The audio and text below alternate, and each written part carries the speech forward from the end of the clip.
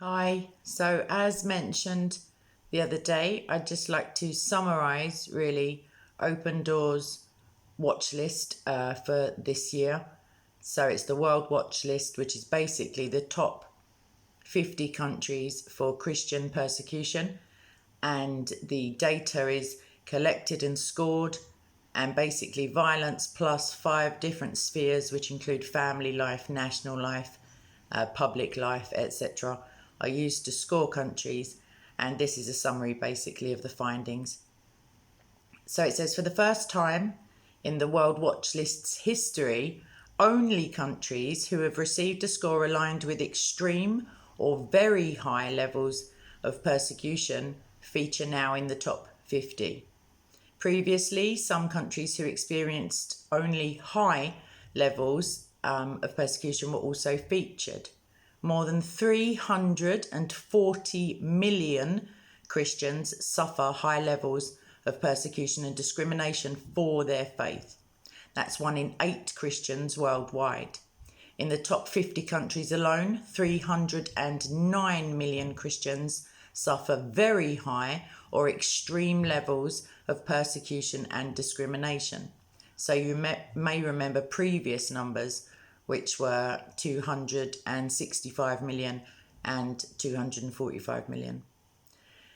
So the actual top 10, the top 5 of those countries, which are number 1, North Korea, number 2, Afghanistan, number 3, Somalia, number 4, Libya, and number 5, Pakistan, have not changed. They've remained in their rankings. The number 6 to 10 have certainly changed, and those I'm going to stop at the top 10 basically. But Eritrea is number 6, Yemen is number 7, Iran is number 8, and Nigeria is now in the top 10. Where have you been if you haven't heard me discussing Nigerian Christian persecution? And India is number 10 now. So that contrasts with last year. Basically, Sudan was in the top 10, and now it's no longer there because it's been outranked by Nigeria now. So the highest risers in terms of ranking, 11 places to number 25 is Turkey. Colombia has also moved 11 places to number 30, and Tunisia has moved 8 places to number 26. So those are some of the biggest rising countries in terms of ranking.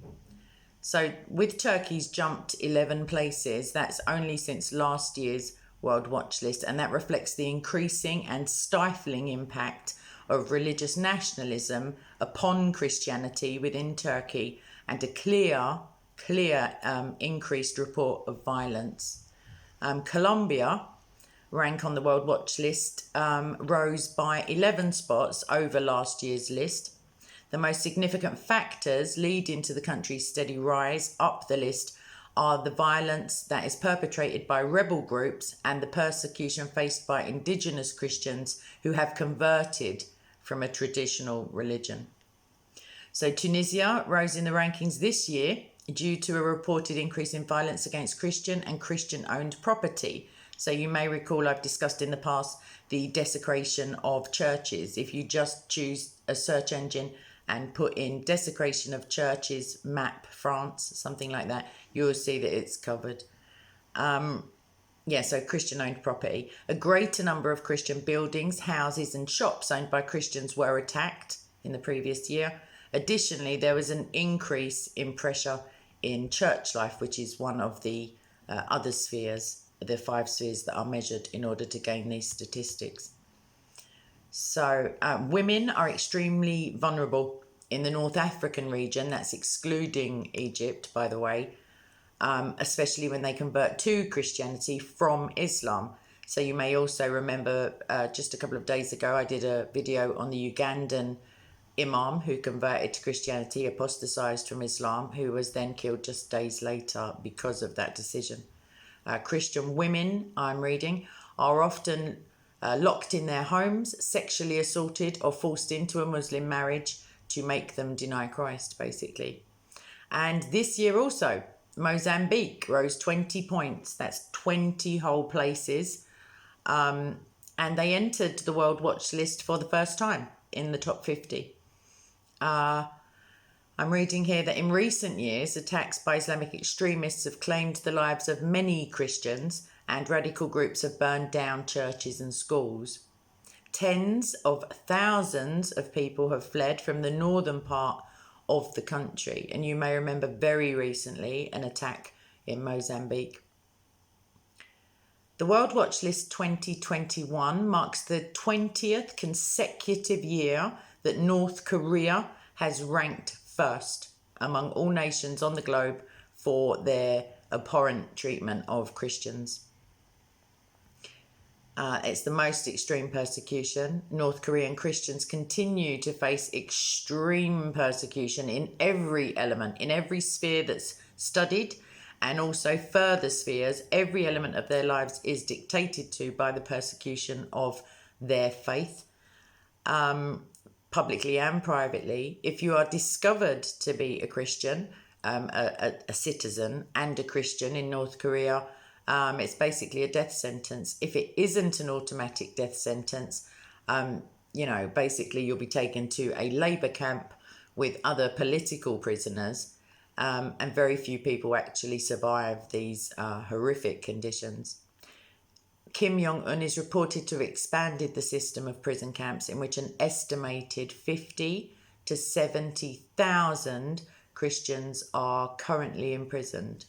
So that's just shocking. I don't know about you. I look at this stuff every day, and I find that the impact of individual stories is great in terms of sympathy. Like it's easier to empathize with an individual person who's lost their life or been treated horrifically because of their profession of the same Christ that I love and that hopefully you love or you're moving towards loving.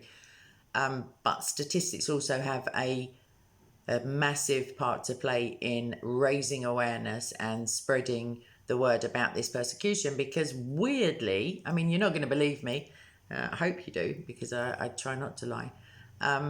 Weirdly, I don't see anything in the mainstream media about these genocidal and or near genocidal levels of the murders of Christians and the persecution of Christians and the discrimination against Christians. It's almost as if there's another religion vying for the top spot of most persecuted religion. I mean, I can't imagine why one would want to take that spot, apart from, of course, the victimhood Olympics.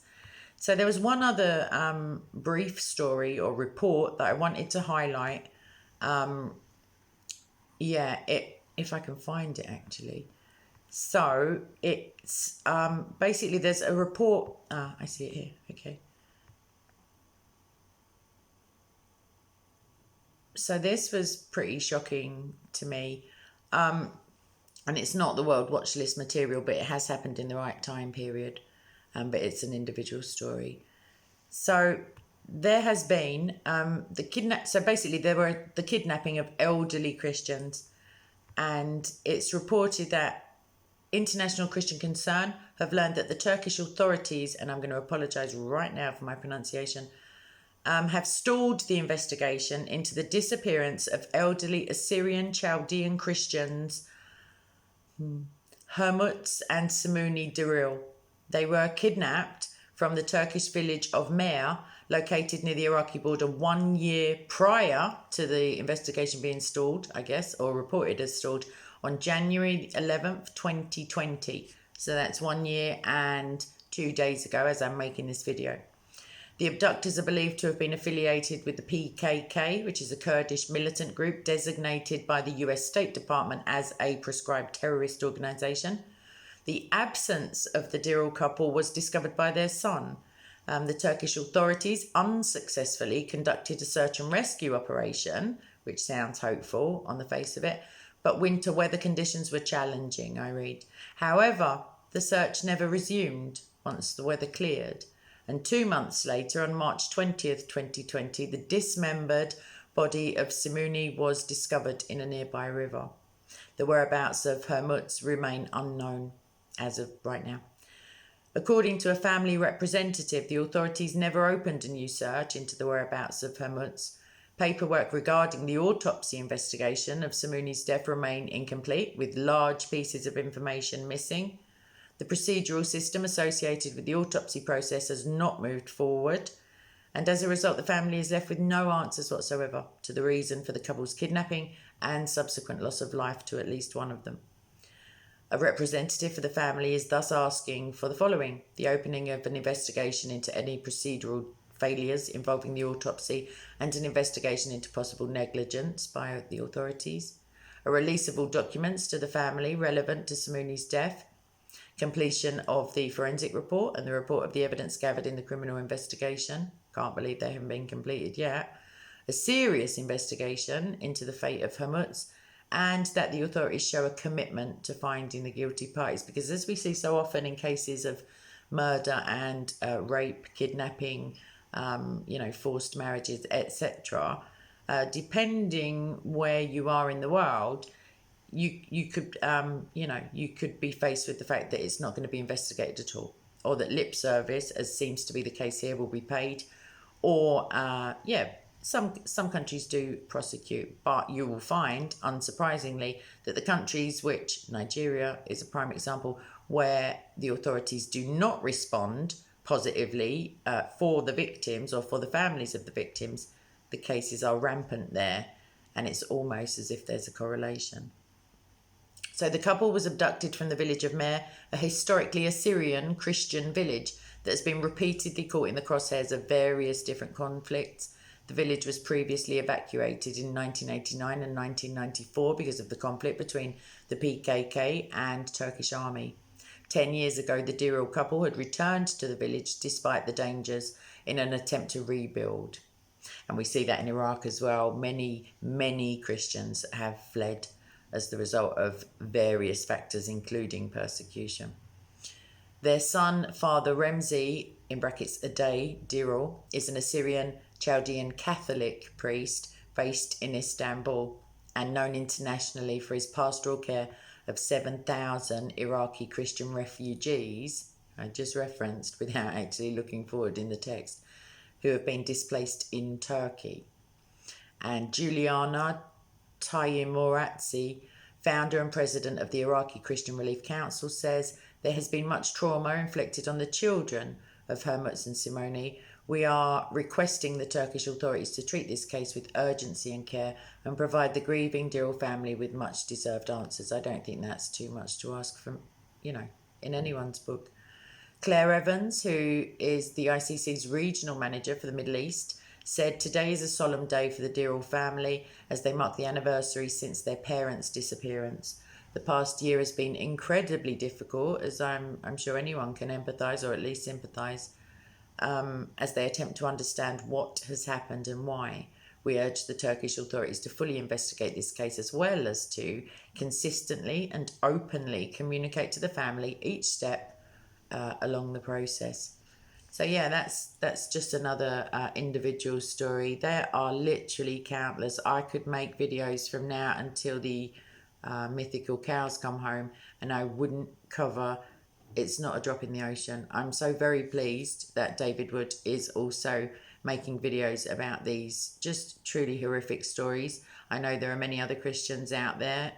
It would take me too long to name them, and I'd be embarrassed at the ones I left out, so I won't bother. But please do join us on Soko. I'm going to do a live stream very soon, disseminating some more of the information that was held in the report and potentially comparing it to some of the previous ones. We'll also be looking at some current affairs and basically the ramifications of certain legislation for Christians and, for example, pro-life or pro-life prohibiting laws, which may or may not come in with a regime change underway in the United States, etc.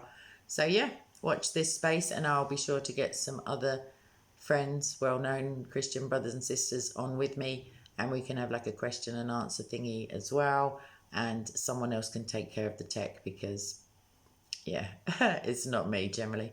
But on that bombshell, and some pretty distressing news, please do remember to, if you're a Christian, to cast your anxieties onto the Lord.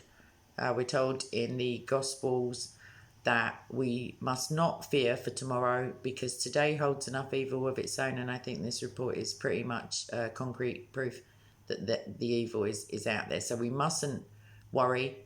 We must cast our anxieties and know that everything, no matter how our imperfect human intellect cannot grasp it, a lot like Job, I guess, God has the answers. God has a sovereign plan. God has plans for our welfare and not to harm us. Blessed are those who are persecuted for Christ's name. And that's literally what's happening to these people. Although on a secular or an earthly level, at least, it's distressing. And we do know that we are to feel distress with them. When one suffers, we all suffer. So please keep them in your prayers. All of the top 50 countries, if you can make it that far without falling asleep, if it's your nightly prayers. But please do specifically pray for groups of people, i.e. Pakistani Christian women and girls, or Nigerian Christians in whichever region of Nigeria you happen to have been reading up on. Because I think God really can work some more intricate wonders when you focus your heart and your mind, and he's able to see that there and give you other ways to help. Please share the video, please like and subscribe, all that good stuff.